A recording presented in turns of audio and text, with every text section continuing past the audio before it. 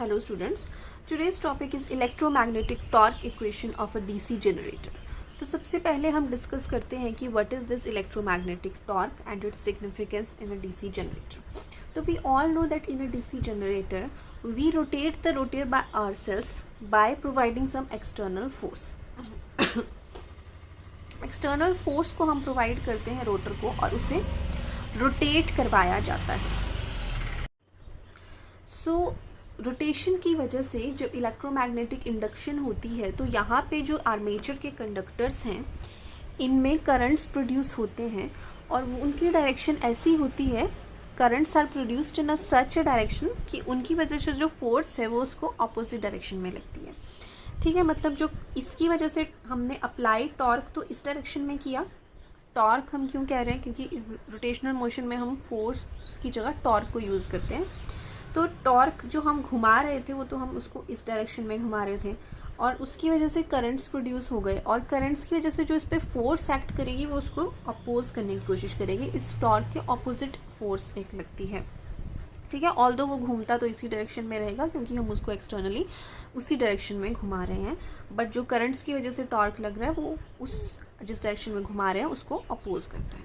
ठीक है, तो एज अ रिज़ल्ट जब हमने उसको घुमाया अपने जनरेटर को एक्सटर्नल टॉर्क देके, बाहर से एक टॉर्क देके हमने उसको घुमाया, उसके कारण क्या हुआ, करंट्स प्रोड्यूस हुए आर्मेचर में. Currents are produced in the armature such that a torque acts in opposition to the applied torque.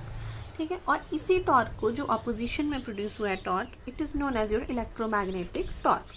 तो हम इसका रिलेशन डिराइव करेंगे कि क्या इसका इक्वेशन रहती है. और दूसरी बात कि जो ये टॉर्क की इक्वेशन है ये मोटर के लिए भी सेम रहती है, दोनों केसेस में ये वैलिड होती है. तो let's proceed. So now let's proceed to the derivation. तो सबसे पहला स्टेप है एक्सटर्नल टॉर्क प्रोवाइड किया रोटर को, as we all know. Second step है currents are produced in the armature. Right, अब करंट यहाँ पे मान लो आपका मैग्नेटिक फील्ड है और बीच में एक हमने आर्मेचर रखा है और आर्मेचर के कंडक्टर्स हैं.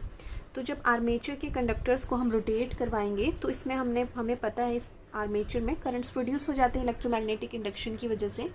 और हमें ये भी पता है कि जो इलेक्ट्रोमैग्नेटिक इंडक्शन की वजह से करंट्स प्रोड्यूस हुए हैं या कोई भी करंट्स हैं, जब भी किसी वायर में करंट्स फ्लो करते हैं तो वो मैग्नेटिक फील्ड भी प्रोड्यूस करता है. तो इसमें करंट्स फ्लो कर रहे हैं तो ये एक मैग्नेट की तरह भी एक्ट कर रहा है.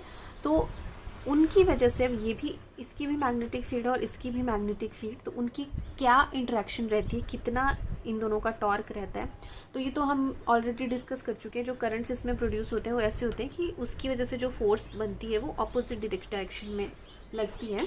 तो एक और बार मैं आपको बता देती हूँ अगर आप भूल चुके होंगे. For example this is your case और यहाँ पे आपका कंडक्टर प्लेस्ड है. तो अब हमें इसमें डॉट और क्रॉस की डायरेक्शन लगानी है तो कैसे करेंगे. तो इस वाले कंडक्टर पे देखते हैं, हम इसको मान लो इस डायरेक्शन में रोटेट करवा रहे हैं एक्सटर्नली. तो इस वाले कंडक्टर पे फोर्स आपकी ऊपर की तरफ को लग रही है और इस वाले पे नीचे की तरफ को लग रही है और मैग्नेटिक फील्ड की डायरेक्शन भी आप जानते हैं. तो उससे आप यहाँ पे डॉट और क्रॉस की डायरेक्शन निकाल सकते हैं जनरेटर के केस में right hand Fleming's right hand rule को यूज़ करके. तो आप देख सकते हैं FBI. तो इसमें अब फोर्स की डायरेक्शन आप देखिए, इस डायरेक्शन में फोर्स लग रही है और मैग्नेटिक फील्ड की डायरेक्शन ये है. तो करंट की डायरेक्शन इसमें इस तरफ को आ रही है. ठीक है, और तो इसमें आप देखिए मतलब इनटू द पेपर आ रहा है. आप ऐसे देखिए, फोर्स की डायरेक्शन ये है और this is a magnetic field. तो करंट की डायरेक्शन इनटू द पेपर आ रहा है, मीन्स यहाँ पे आपका क्रॉस बन रहा है और सिमिलरली यहाँ पे डॉट बनेगा. तो एक तरीका तो ये था.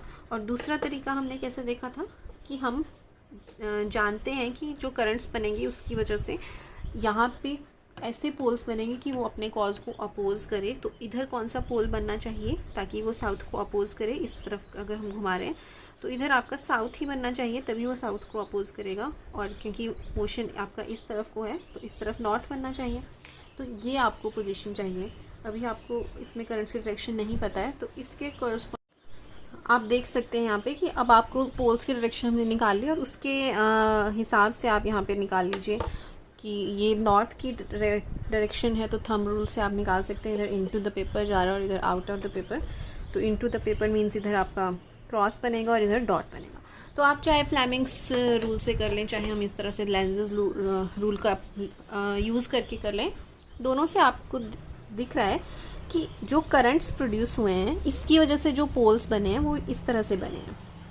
करंट्स की डायरेक्शन हमने निकाल ली, तो मतलब इस करंट्स की वजह से आप देख सकते हैं करंट्स कैसे फ्लो कर रहे हैं, इधर से आपके ऊपर आ रहे हैं और इधर से नीचे जा रहे हैं। तो ये इस तरफ नॉर्थ बन रहा है और इस तरफ साउथ बन रहा है। तो अब ये नॉर्थ इसको क्या कर रहा है, इस तरफ को फोर्स लगा रहा होगा और ये साउथ इस तरफ को, तो इस पे जो ये ऑपोजिट फोर्स लगे ये ही आपका इलेक्ट्रोमैग्नेटिक टॉर्क है। तो अब क्यों लगती है, ये एक लॉ है, एक नेचुरल लॉ है कि when ever a current carrying conductor is placed in a magnetic field it experiences a force. क्योंकि जो करंट कैरिंग कंडक्टर है वो भी एक मैग्नेट की तरह ही बन चुका है, ये जो करंट कैरिंग कंडक्टर था ये भी एक मैग्नेट बन चुका है, हम जानते हैं, क्योंकि करंट कैरिंग कंडक्टर जो है वो मैग्नेट की तरह एक्ट करता है। This is your magnet. तो जब किसी मैग्नेट को हमने मैग्नेटिक फील्ड में रखा है तो ऑब्वियसली उस पर फोर्स लगेगी ही लगेगी। तो अब वो जो फोर्स है ये आपने लोअर क्लासेस में बहुत बार डेरिवेशन पढ़ी होगी, F is equal to BIL होता है, ठीक है। This is your magnetic field density, this is your current and this is the length of the conductor. तो I is the current of conductor and L is the length. तो ये आपका हर एक conductor में ये फोर्स है। यहाँ पे आप लिख सकते हैं force experienced by each conductor, यहाँ पे आपको पूरा सेंटेंस लिखना है, force experienced by each conductor F is equal to BIL। तो ये आप अपने आप इसको कंप्लीट करेंगे। फिर अब सो नाउ अब हम torque experienced by each conductor निकालेंगे। तो you have to write torque experienced by each conductor. Force निकाल दी तो टॉर्क होता है F into r, force into perpendicular distance. तो ये आपका फोर्स था सपोज, या जो भी आपकी जिस भी डायरेक्शन में फोर्स लग रही थी, फोर्स को अगर हम परपेंडिकुलर डिस्टेंस से मल्टीप्लाई कर दें तो वो टॉर्क का फॉर्मूला होता है। फॉर्मूले की बात कर रही हूँ, इसकी रेफरेंस में, डायरेक्शन आपने वो नहीं देखनी है। तो force into perpendicular distance, perpendicular distance is radius, क्योंकि फोर्स हमेशा इस तरह से टेंजेंशियल लगेगी तो उसका परपेंडिकुलर डिस्टेंस आपका रेडियस होगा। तो अब हमें क्या करना है, इधर इसमें पुट करते हैं टॉर्क में, तो BIL R हो जाएगा। अब यहाँ पे मैं, ये तो कंडक्टर का करंट है, टोटल करंट की फॉर्म में इसको कैसे लिख सकते हैं वो देखते हैं।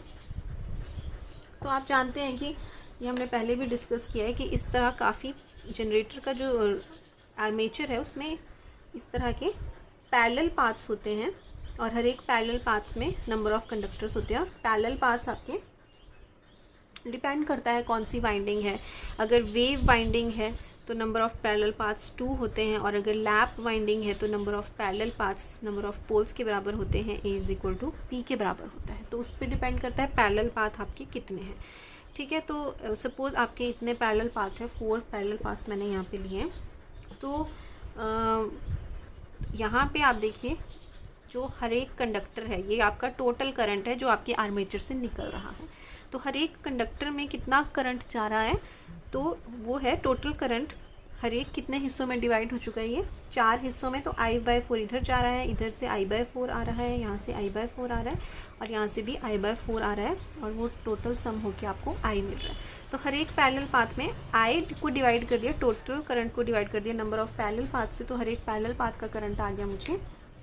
और हर एक पैरेलल पाथ मतलब हर एक कंडक्टर में भी उतना ही करंट जा रहा है। तो हर एक कंडक्टर का जो करंट है I, that is equal to total current divided by number of parallel paths, ठीक है।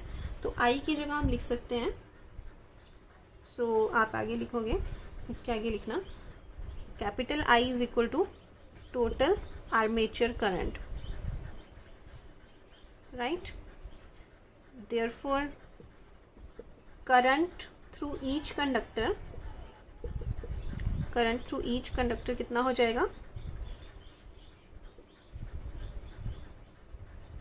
Small I is equal to capital I divided by number of parallel paths, मतलब कि I डिवाइडेड बाय A। तो ये हो जाएगा। तो यहाँ पे किधर क्या लिखेंगे हम, B into I upon A L into R. So आपको इसको सीक्वेंस में लिखना है। सबसे पहले आप ये लिखेंगे, उसके बाद नेक्स्ट लाइन में नीचे आपने लिखना है that I is equal to total current therefore current through each conductor. उसके बाद हमें इसके नीचे आपको ये चीज़ लिखनी है, ठीक है, इस therefore torque is equal to P I L R is equal to this. क्योंकि यहाँ पे स्पेस की कमी थी इसलिए ये कुछ इस तरह का यहाँ पे आपको दिख रहा है। सो अब हम इसके बाद इसको और मॉडिफाई करेंगे, तो हम इसकी इक्वेशन को लेंगे। तो अभी तक हम इधर पहुँच चुके हैं। अब हम b को सब्स्टिट्यूट करते हैं। वी नो कि b क्या होता है आपका, it is equal to total flux. Total flux कितनी है, पी फाई, हर एक पोल की पी फाई है पर पोल, और सारी फ्लक्स पी इंटू फाई है, और अपॉन एरिया होता है। और एरिया आप जानते हैं कोई सिलिंड्रिकल स्ट्रक्चर है तो वहाँ पे एरिया कितना होगा, 2 पाई आर इंटू एल, ठीक है। क्योंकि यहाँ पे जो आपका कोर है वो कुछ इस तरह का है, तो इसका एरिया कितना होगा, 2 पाई आर आपके इस सर्कल का मल्टीप्लाइड बाय दिस एल, तो ये सारा इसका एरिया होगा। तो एरिया की जगह हम क्या लिख सकते हैं, बिकॉज 2 पाई आर एल। तो अब इसको हम ऊपर पुट कर देते हैं, तो टॉर्क की इक्वेशन बनेगी P phi upon 2 pi R L, and here we have A, then I L R. तो यहाँ से आप देखते हैं ये वाली टर्म्स कैंसिल हो रही हैं, तो क्या बचेगा, पी फाई आई अपॉन 2 पाई ए। तो सो नाउ अब हमें एक कंडक्टर का तो टॉर्क निकल गया, ठीक है, बट आपके मोटर में डिफरेंट जनरेटर में N Z number of conductors होते हैं। कितने भी नंबर ऑफ कंडक्टर्स हो सकते हैं, तो हर एक कंडक्टर पे इतना टॉर्क लग रहा है। तो टोटल टॉर्क कितना एक्सपीरियंस होगा सभी कंडक्टर्स का मिला के, वो है टोटल नंबर ऑफ कंडक्टर्स को हमें मल्टीप्लाई करना पड़ेगा torque experience by each conductor से। तो टोटल कंडक्टर्स जेड हैं, तो जेड को हमें मल्टीप्लाई करना पड़ेगा इससे, पी फाई आई अपॉन 2 पाई ए से, ओके। और अब हम देखते हैं कि यहाँ पे जेड जो है टोटल नंबर ऑफ कंडक्टर, हर एक जनरेटर के लिए वो एक कांस्टेंट होगा, मतलब जनरेटर के ऊपर डिपेंड करेगा, कंस्ट्रक्शन के ऊपर। पोल्स भी हर एक कंस्ट्रक्शन के ऊपर डिपेंड करेगा। 2 पाई नंबर ऑफ पैरेलल पैथ्स भी एक कंस्ट्रक्शन के ऊपर डिपेंड करेगा। मतलब एक बार अगर आपकी मशीन बन चुकी है तो ये चेंज नहीं हो सकता। तो इन सभी चीज़ों को हम एक कांस्टेंट से रिप्रेजेंट कर देते हैं के, और बाकी बचा फाई इंटू आई। तो जो टॉर्क है वो उसको हम लिखते हैं के फाई ए, और साइड में आप यहाँ पे लिख सकते हैं के किसके बराबर है, इस साइड आप ब्रैकेट में लिख देना, के आपका है z into P upon 2 pi A के इक्वल। तो ये आ गया आपका total torque experience by each conductor. So आगे हमें ये भी पता है कि जो EMF इंड्यूस्ड है that is equal to N P phi Z upon 60 A. तो अब मैं इसी इक्वेशन को थोड़ा और मॉडिफाई करूँगी।